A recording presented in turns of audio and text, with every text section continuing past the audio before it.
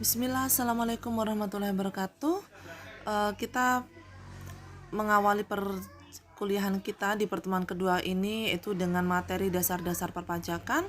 Buku yang saya gunakan masih tetap menggunakan bukunya Siti Resmi penerbit Salemba 4. Yang pertama kita akan bahas tentang pengertian pajak ya. Pengertian pajak di sini yang dikemukakan oleh Profesor Dr. Roma Sumitro. Pajak merupakan iuran rakyat kepada kas negara berdasarkan undang-undang dengan tidak mendapatkan kontraprestasi yang langsung dapat ditunjukkan dan yang digunakan untuk membayar pengeluaran umum. Jadi di sini dari pengertian ini kita bisa mengambil poin-poin besar. Yang pertama adalah dia merupakan iuran rakyat kepada kas negara.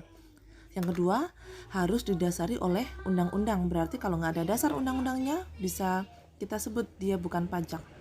Kemudian kita tidak bisa mendapatkan kontraprestasi pada saat itu juga.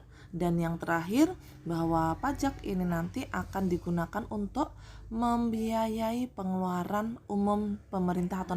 Selanjutnya kita akan membedakan antara pengertian pajak, retribusi, dan sumbangan. Apakah ada perbedaan atau tidak?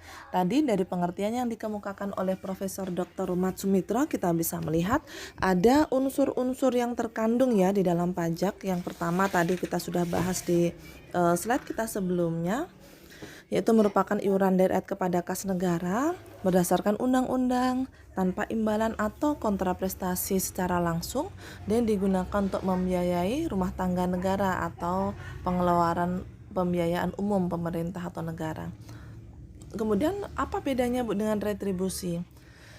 Karena pajak, retribusi maupun sumbangan ini sama-sama semuanya bayar nih kita nih. Nah, kalau retribusi adalah pembayaran yang mendapat imbalan prestasi secara langsung kita dapat rasakan. Misalnya adalah retribusi parkir, kemudian retribusi jasa-jasa yang lain yang memang kita mendapatkan pelayanannya pada waktu itu, pada saat itu. Jadi langsung kita bisa rasakan kalau terretribusi. Jadi nanti akan ada terkait dengan retribusi ini diatur dalam Undang-Undang Nomor 28 Tahun 2009, yaitu masuk ke dalam Undang-Undang Pajak Daerah dan Retribusi Daerah ya. Selanjutnya adalah sumbangan. Nah, sumbangan ini biasanya kaitannya adalah hubungan kita dengan sesama manusia dan hubungan kita dengan Sang Pencipta, yaitu dengan Allah Subhanahu wa taala. Jadi biasanya orang tinggal meniatkan kalau sumbangan sama-sama bayar, tapi imbalan yang kita dapatkan harapannya adalah kalau sesama di dunia ya kita bisa biasanya saling tolong menolong. Nah, ada teman yang atau saudara kita, tetangga kita, teman ataupun kolega kita yang mengalami kesusahan, kita bisa memberikan sumbangan atau bantuan. Tapi jauh lebih dalam daripada itu, bahwa sumbangan ini nanti yang kita harapkan adalah ridho dan pahala dari Allah Subhanahu wa taala. Jadi kalau terkait dengan sumbangan, orientasi kita adalah bukan untuk duniawi, tetapi di akhirat yang biasa disebut dengan sedekah ya kalau di agama Islam. Lanjut pada fungsi pajak. Nah, fungsi pajak ini untuk utamanya adalah ada dua fungsi besar. Yang pertama adalah memiliki fungsi budgeter, yaitu dianggap sebagai sumber dana dalam pembiayaan negara. Mengapa demikian? Karena memang pajak ini merupakan salah satu sumber pendanaan terbesar yang ada di negara kita. Jadi dianggap memiliki fungsi budgeter karena hal tersebut. Yang kedua adalah fungsi mengatur atau reguleran, yaitu sebagai alat untuk mengatur atau melaksanakan kebijaksanaan pemerintah dalam bidang sosial, ekonomi maupun bidang-bidang yang lain. Jadi di sini dengan kalau sudah ada sumber dananya, kalau sudah ada sumber daya yang terakumulasi, maka selanjutnya pemerintah akan mengalokasikan pada berbagai bidang yang ada di negara kita atau di masyarakat kita. Dalam pemungutan pajak ada syarat-syarat yang harus dipenuhi ya. Yang pertama ada syarat keadilan. Artinya pemungutan pajak harus adil. Adil itu bukan berarti jumlahnya sama besar, akan tetapi disesuaikan dengan tingkat penghasilan atau pendapatan yang didapatkan oleh masing-masing wajib pajak. Yang kedua ada syarat yuridis. Yuridis itu yaitu ada undang-undangnya atau berdasarkan memiliki dasar hukum. Selanjutnya, syarat ekonomis yaitu pemungutan pajak tidak boleh mengganggu kelancaran kegiatan ekonomi sehingga tidak menimbulkan kelesuan ekonomi masyarakat.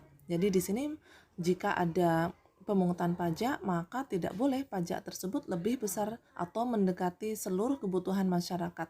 Jadi misal penghasilan 1 juta, pajak tidak akan memungut sebesar 50%-nya ya, tidak seperti itu.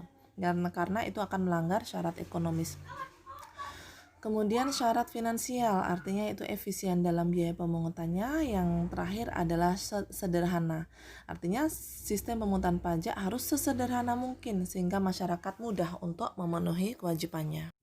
Pajak menurut golongannya dibedakan menjadi dua, yaitu pajak langsung dan tidak langsung. Kalau pajak langsung merupakan pajak yang harus ditanggung sendiri oleh WP yang bersangkutan, jadi secara subjektif dan tidak dapat dibebankan pada pihak lain. Contohnya ada pajak penghasilan dan juga PBB. Seorang yang mendapatkan penghasilan, ya dia tentunya akan mendapatkan limpahan dari pajak tersebut. Yang kedua, pajak tidak langsung, yaitu tidak bisa dibebankan secara langsung pada WP tersebut. Atau dengan kata lain dapat dianggap bahwa pajak tersebut dapat dibebankan atau dilimpahkan kepada pihak lain. Contohnya adalah PPN. Pajak menurut sifatnya dibedakan menjadi dua juga, yaitu pajak subjektif dan objektif. Kalau yang subjektif itu melekat pada orangnya, contohnya tadi PPH. Kalau objektif itu melekat pada barangnya atau objek pajaknya. Jadi tidak melekat pada siapa orangnya yang membeli atau memanfaatkan barang dan jasa tersebut, tetapi melekat pada barangnya atau objek pajaknya. Contoh yaitu PPN ya untuk pajak objektif ini. Menurut lembaga pemungutnya dibedakan antara pajak pusat dan pajak daerah. Kalau yang pajak pusat semuanya terpusat dan dikelola oleh pemerintah pusat, contoh PPH, PPN, PPNBM, dan materai. Untuk pajak daerah adalah yang dikelola oleh pemerintah daerah. Nanti akan ada materi tersendiri terkait dengan pajak daerah ya. Contoh pajak daerah ada bisa pajak kendaraan bermotor, restoran, BPHTP, PBB, dan lain sebagainya. Baik, sekian materi yang dapat saya sampaikan. Mohon maaf banyak kesalahan dari saya. Silakan ditanyakan jika ada yang kurang jelas. Assalamualaikum warahmatullahi wabarakatuh.